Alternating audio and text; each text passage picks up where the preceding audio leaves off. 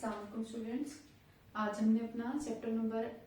11 का topic number 11.4 discuss करना है, जो कि है रेजिस्टेंस एंड इट्स फैक्टर्स। ठीक है, सो हमने पिछले लेक्चर में भी बात की हुई थी कि रेजिस्टेंस होती क्या चीज है। अगर हम देखें तो हमने कहा था कि रेजिस्टेंस को डिफाइन करते हुए मैंने आपको बताया था, it is the opposition to the flow of charges. Charge particles को अपने रास्ते में जो एक अपोजिंग फोर्स फेस करनी पड़ती है स्टूडेंट्स, उसको हम रेजिस्टेंस कह रहे होते हैं। ठीक है, फिर आज के टॉपिक में वो हमें रेजिस्टेंस के डिफरेंट फैक्टर्स के बारे में बता रहा है। तो वो हमें कह रहा है कि जी जो रेजिस्टेंस है ये डायरेक्टली प्रोपोर्शनल होती है लेंथ ऑफ द कंडक्टर के, और ये जो रेजिस्टेंस है स्टूडेंट्स ये इनवर्सली प्रोपोर्शनल होती है एरिया ऑफ क्रॉस सेक्शन के, और इसके अलावा इन दो फैक्टर्स के अलावा यानी कि लेंथ और एरिया ऑफ क्रॉस सेक्शन के अलावा तीसरा it also depend upon temperature and physical condition. ठीक है, लेकिन मैथमेटिकल इक्वेशंस में हम ये दो यूज करते हैं। अगर आप इन दोनों इक्वेशंस को कंबाइन करें, ये मेरे पास इक्वेशन नंबर 1 है, ये इक्वेशन नंबर 2 है, अगर आप दोनों इक्वेशन को कंबाइन करें तो R is directly proportional to L dividing by A आ जाएगा। ठीक है, अब जब भी हमारे पास किसी इक्वेशन में प्रोपोर्शनलिटी साइन आ रहा होता है तो हम उसे इक्वलिटी में कन्वर्ट करते हैं, कांस्टेंट ऑफ प्रोपोर्शनलिटी लगा देते हैं। और यहाँ पर स्टूडेंट्स हमने जो कांस्टेंट ऑफ प्रोपोर्शनलिटी लगाया है, this is pronounced as rho and called as resistivity. ठीक हो गया, और ये रेजिस्टिविटी या हम इसको स्पेसिफिक रेजिस्टेंस का नाम भी देते हैं। और ये होती क्या है कि अगर कोई कंडक्टर है जिसकी लेंथ 1 मीटर है और उसके अंदर से 1 एम्पेयर का करंट पास हो रहा है, तो उसकी जो रेजिस्टेंस है उसको हम स्पेसिफिक रेजिस्टेंस का नाम देते हैं या रेजिस्टिविटी कहते हैं, रिप्रेजेंटिंग बाय रो। ठीक है,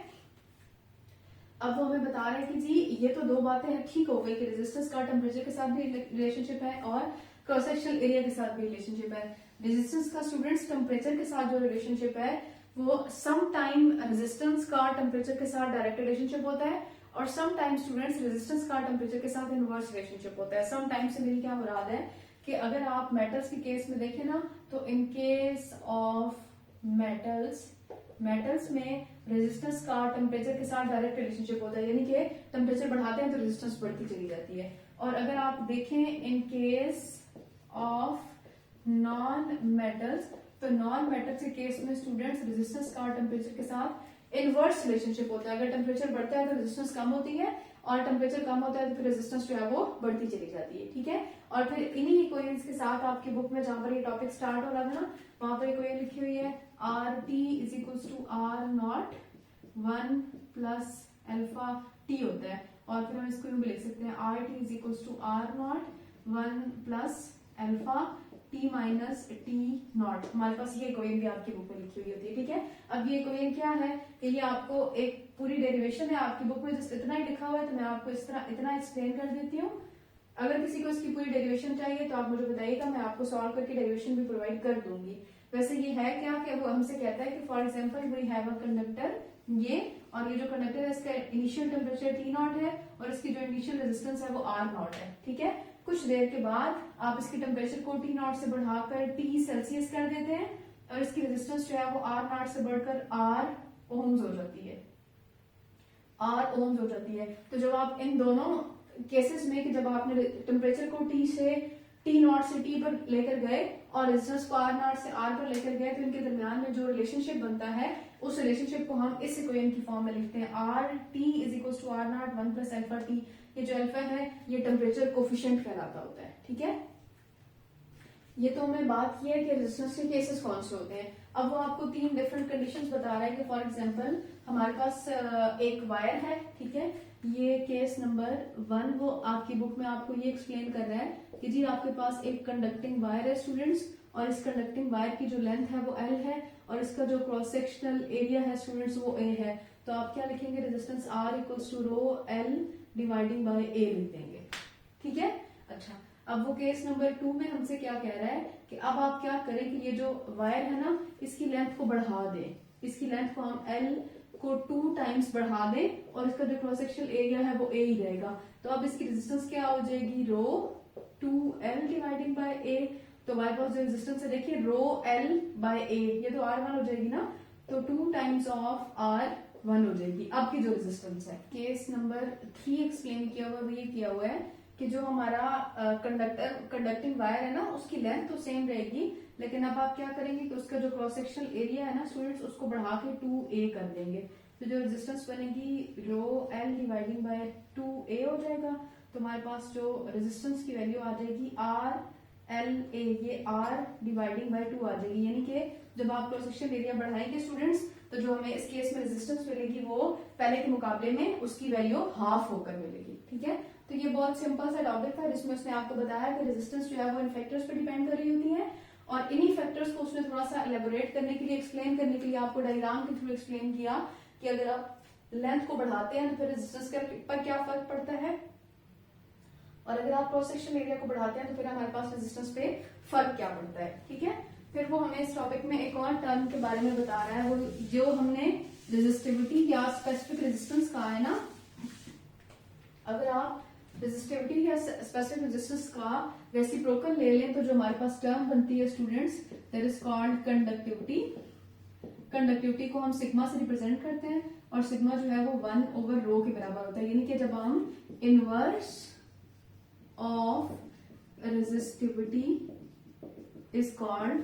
कंडक्टिविटी। ठीक है, और कंडक्टिविटी होती क्या है, ये किसी भी मटेरियल की वो प्रॉपर्टी है जिसकी वजह से आपको ये पता चलता है कि मटेरियल के अंदर जो चार्ज पार्टिकल मूव कर रहे हैं ना, उन चार्ज पार्टिकल को अपने रास्ते में कितनी रुकावट फेस करनी पड़ रही है, कितनी ऑपोजिशन फेस करनी पड़ती है। वो जो ऑपोजिशन मूविंग चार्ज पार्टिकल को अपने रास्ते में फेस करनी पड़ती है कम या ज्यादा, उसको एक्सप्लेन करने के लिए हम कंडक्टिविटी का इस्तेमाल कर रहे होते हैं। ठीक है, अब अगर स्टूडेंट्स किसी मटेरियल की रेजिस्टिविटी ज्यादा होती है, इसका मतलब है उस मटेरियल की तरफ ज्यादा number of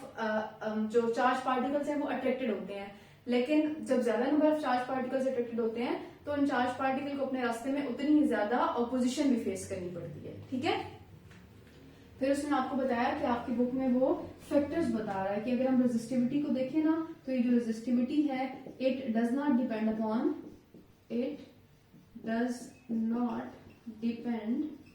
upon temperature and physical state of conductor. ठीक है, लेकिन इसके मुकाबले में स्टूडेंट्स जो रेजिस्टेंस होती है ना किसी भी मटेरियल की वो डिपेंड करती है, it depends upon temperature and physical state of the conductor. ठीक हो गया, और फिर वो आपको इसी को एक्सप्लेन करने के लिए एक एग्जांपल बता रहा है कि अगर आपके पास दो वायर्स हैं स्टूडेंट्स, एक जो है वो कॉपर से मिलकर बनी है और एक जो वायर है वो रबर से मिलकर बनी है, तो हमें पता है कि कॉपर की रेजिस्टिविटी जो है वो कम होती है एज कम्पेयर टू रबर। ठीक है, हमने जो है वो दो वायर्स, नेक्स्ट हमें जो है वो उसने एक एग्जांपल एक्सप्लेन की है कि हमारे पास दो वायर है स्टूडेंट्स, एक है कॉपर की और जो दूसरी वायर है वो रबर से मिलकर बनी है। तो वो हमें कह रहा है कि कॉपर की जो रेजिस्टिविटी है वो लेस होती है, इसलिए हम जो कॉपर की वायर है उसको कंडक्शन के लिए इस्तेमाल करते हैं। ठीक है, और इसकी रेजिस्टिविटी चूंकि हाई होती है तो हम जो रबर की वायर है इसको हम इंसुलेशन के लिए इस्तेमाल कर रहे होते हैं। ठीक है, सो ये कुछ पॉइंट्स थे जो आपने इस टॉपिक में कवर करने हैं कि पहली बात रेजिस्टेंस होती क्या है, opposition to the flow of charges है। दूसरी बात कि इसके फैक्टर्स कौन कौन से हैं, तो